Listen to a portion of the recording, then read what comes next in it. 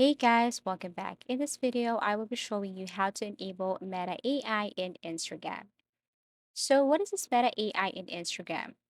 Well, with text-based prompts, you may create new images with Meta AI's Imagine tool in a matter of seconds.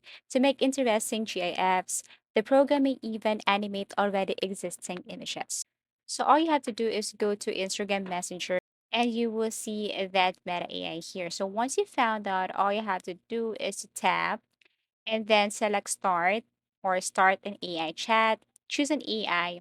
You can either tap or enter a message prompt. Remember to exercise caution before sending any personal information in your message.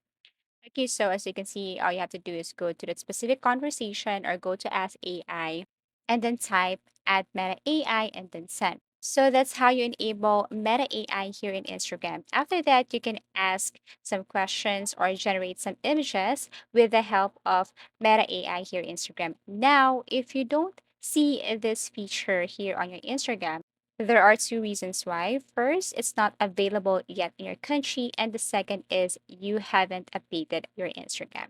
So, to update your Instagram, go to your Play Store or App Store and then go to the search bar, type Instagram.